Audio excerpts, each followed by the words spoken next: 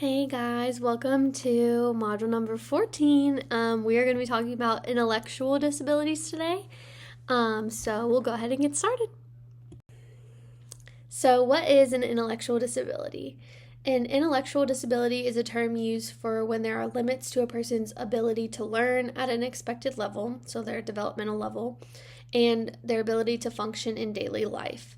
So these levels of intellectual disability vary greatly in children. They're different for every individual on what they can and cannot do. But we are going to talk about kind of just overall when it comes to an intellectual disability. So children with an intellectual disability might have a hard time letting others know their needs, wants, things like that, and have a hard time taking care of themselves. An intellectual disability can cause a child to learn and develop more slowly than other children at their age, and it could take longer for this child with an intellectual disability to learn to do those things that are developmentally appropriate, like speak, walk, dress, eat independently, and then they also tend to have trouble in school, which makes sense if you think about it. If you're not able to speak, walk, dress, eat, all those kinds of things at the developmentally quote unquote appropriate age, school is going to be pretty challenging because you're not at the same level as your peers. Intellectual disability can be caused by a problem that starts any time before the child turns 18 years old. So this can be in utero before the child is born, or in their adolescent childhood, something could happen and cause an intellectual disability, a stroke, car accident, TBI, things like that, where the brain's not functioning at a typical level.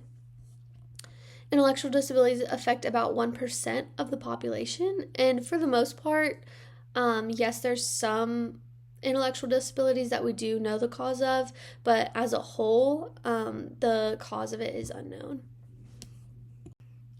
So, let's talk about some common behaviors of children with an intellectual disability. Since there's not really any signs and symptoms of an intellectual disability, it's more just behaviors that you would see. And if you're working with a child with an intellectual disability, these are definitely some behaviors that you would want to be aware of.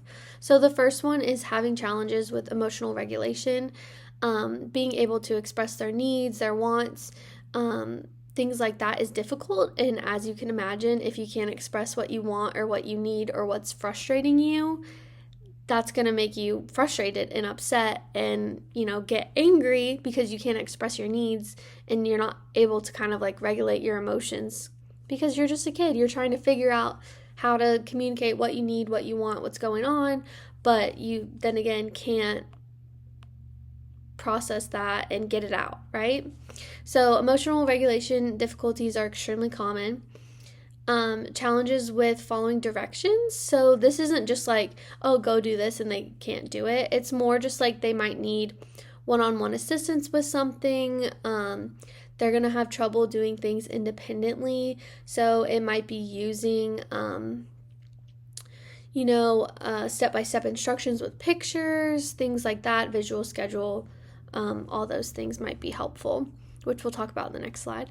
And then they might struggle with, some children might be nonverbal, or they might struggle with their ability to communicate. So they might not be completely nonverbal, but they might not be able to communicate everything that they need.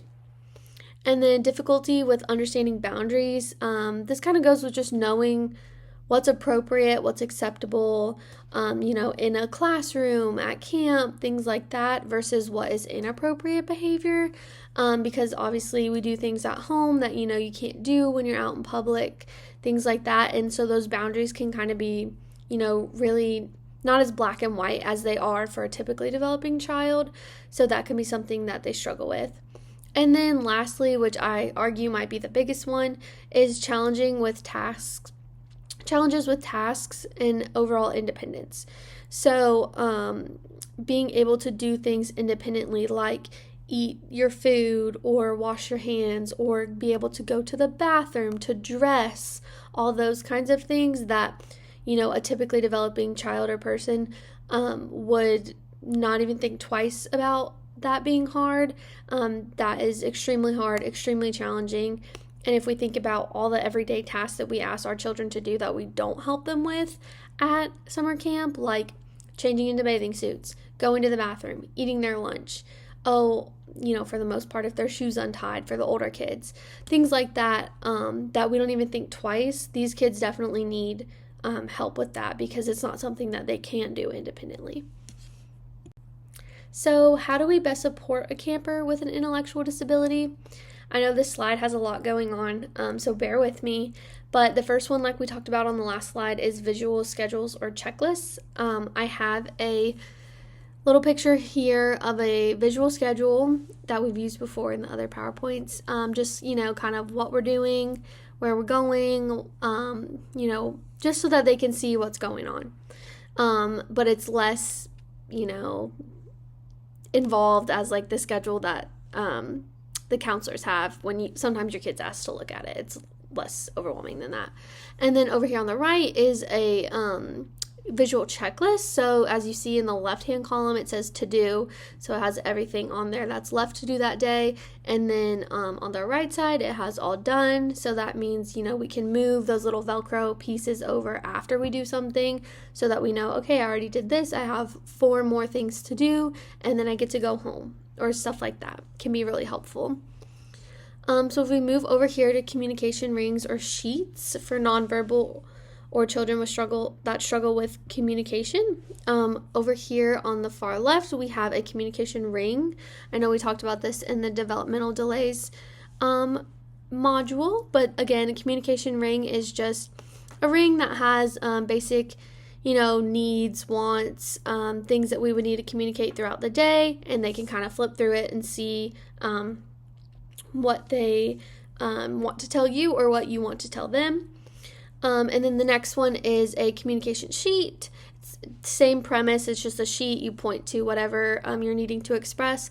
And then over here on the right is an alternative communication device. So this is more like a tablet that they'll press the button and it will speak it out loud instead of them speaking it. This is not something that we will provide to the students or the campers. This is something that they would come with, and it would more be your boomerang campers, not your traditional campers. But this is how they communicate, then we're going to do it that way. And then if we move over here to calm down strategies, that is your behavior charts, your reward system.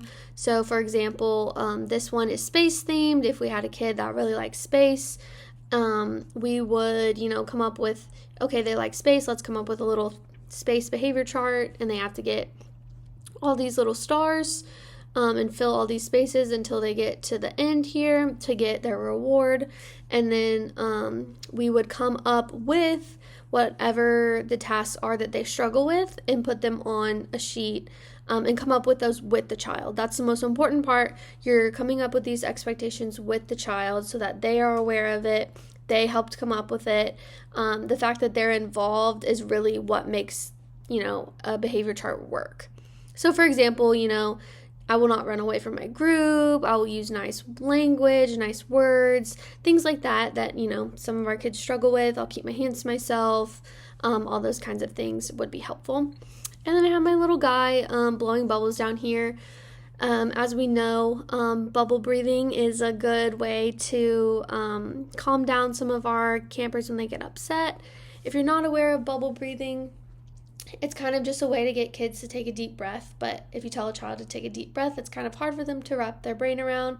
So we just tell them, okay, take a deep breath in, and we're going to blow a bubble. Okay, now pop your bubble. Pop. Good job. And it's a way for them to take a deep breath without being like, okay, and they're, kind of starting to panic a little bit. So that's just kind of some tools to have in your back pocket. So if we move on to these, we have positive reinforcements. This is one verbal positive reinforcement. Hey, good job. I'm so proud of you. Good job today. I saw you did X, Y, and Z. That's awesome. You can do, okay, good job. Everybody gets a sticker because we participated in the game for 5 minutes or whatever it is. And then I just have the behavior chart on here again as a reminder. The next one is providing one-on-one support. Again, most of the time, our campers with an intellectual disability will be in Camp Boomerang and not in traditional camp, but hopefully in the future we might have a sprinkle of them throughout after school, which would be awesome for inclusion. Sometimes they might need one-on-one support when it comes to ADLs, which, if you don't know, is activities of daily living. So that just might be, eating their snack, like opening it up. Or if they're eating lunch there, they might need help tying their shoes. They might need help going to the bathroom, not as much with the bathroom part, but as a reminder to, like, hey, make sure that you wash your hands, make sure that you wait in line, all these kinds of things. Make sure you use soap when you wash your hands, those kinds of tasks. And then with other camp activities as well. So they might just need, kind of like a little buddy, which is why Camp Boomerang has buddies, but to help them with their tasks throughout the day. And then lastly, I think I talk about this almost in every module, but referring to the camper profile, asking questions if you have them to leadership or whoever's is in charge that day, because the camper profile is meant to set you up for success as a counselor, to give you tips and tricks that might work for specific campers, that might help calm them down if they're upset and things like that. So please, please, please use this to your advantage. It can be extremely helpful. And if you have any questions about that, please reach out to whoever's in charge that day. And yeah. So that is all that I have for you guys this week about intellectual disabilities. If you have any questions, feel free to reach out to me, and you can check out the references that I'll link below, and that can be really helpful as well. So thank you for tuning in, and I'll see you in the next one. Bye!